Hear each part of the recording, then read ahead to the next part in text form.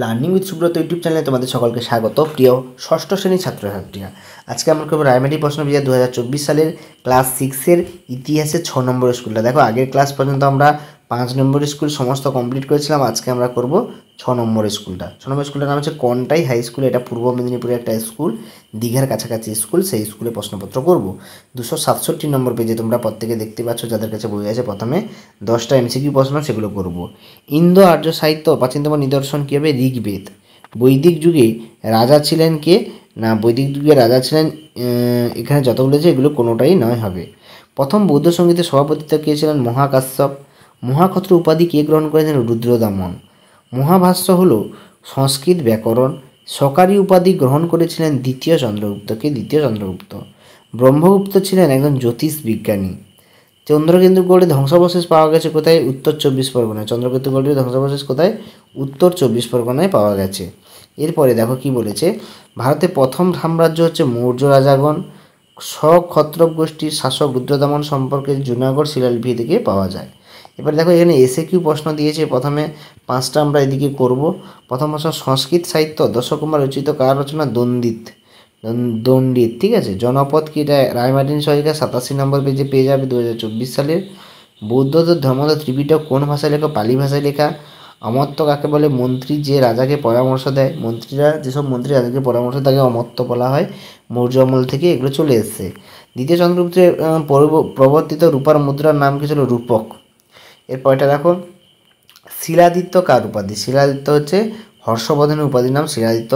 ভারতে কোন রাজা আলেকজান্ডার ভারত আক্রমণ সাহায্য করেছিলেন? উত্তর হবে নন্দ রাজা। মিনান্দার কী ছিল? এটা হচ্ছে 179 নম্বর পেজে। রায়মার্টিন সহায়িকায় তোমরা পেয়ে যাবে 179 নম্বর পেজে। ড্যাশ পুরাণ দেখো কি কি দিয়েছে। দক্ষিণ ভারতে একমাত্র জনপদ কি? অস্মক।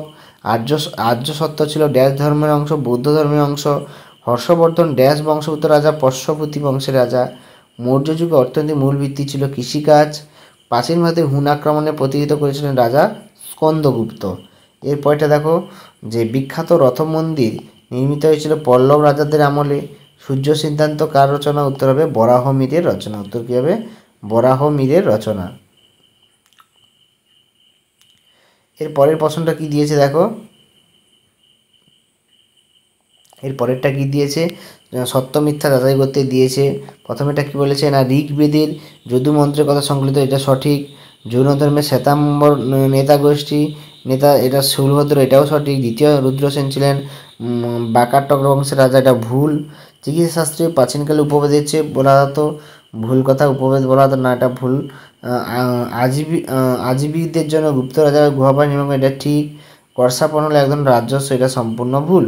এবার দেখো 2 নম্বরের প্রশ্নগুলো যেগুলো বলেছে সেগুলো আমরা দেখব। প্রথমে বৈদিক যুগে রাজা হওয়া বিভিন্ন উপায় 66 নম্বর পরে রায়মার্টিন সহায়িকা 2024 সালের রায়মার্টিন সহায়িকা দেখবে, এখানে পেয়ে যাবে।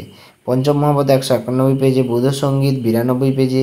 সকারি, এটা আছে 110 পেজে। মৌর্য আমলের কৃষি ব্যবস্থা 138 নম্বর পেজে, তাই না? তারপরে গুহাবাসী 162 পেজে। মিলিন্দি পঞ্চহকি, এটা 179 পেজে। বরাহমির, এটা আছে। মুদ্রা রাক্ষস দেবী চন্দ্রগুপ্ত বিষয়বস্তু, এটা 160 নম্বর পেজে আছে। এরপরে দেখো 3 নম্বরের প্রশ্ন 92 পেজে পাবে। সভা সমিতি 67 পেজে। শক সাতবাহন লড়াই সময় 117 নম্বর পেজে। রাজা হর্ষবর্ধনের সময় বিভিন্ন রাজস্ব সংঘাত 111 নম্বর পেজে। আর্যভট্ট 161 নম্বর। ইলাহাবাদ প্রশস্তি 118 নম্বর পেজে। মৌর্য যুগে ভারতে প্রশাসনিক বিভাগ 106 নম্বর পেজে তোমরা পাবে। এবার 7-এর দাগে দেখো 5 নম্বরের দুটো করতে বলেছে, এখানে 4টে দিয়েছে। গুপ্ত যুগ অর্থনীতির টেক্সট বইতে তোমরা ভালোভাবে পেয়ে যাবে। বৈদিক যুগের শিক্ষা 71 পেজে রায়মার্টিন সহায়িকা।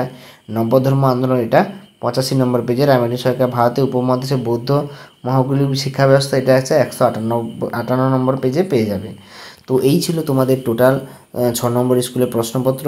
তো আগের ক্লাসে আমরা বিভিন্ন প্রশ্নপত্রগুলো আলোচনা করেছি। আজকে যাদের কোনো সমস্যা থাকবে কমেন্টে লিখবে। লং কোশ্চেন যেগুলো পাওনি কমেন্টে লিখবে, তার আমি পিডিএফ তোমাদেরকে প্রত্যেককে শেয়ার করে দেবো। সকলকে ধন্যবাদ। দেখা যাচ্ছে 7 নম্বর স্কুল নিয়ে। সবাই ভালো থাকো, ভালো করে পড়াশোনা করো, ফাইনাল পরীক্ষার জন্য ফুল টু ফুল প্রিপারেশন নাও।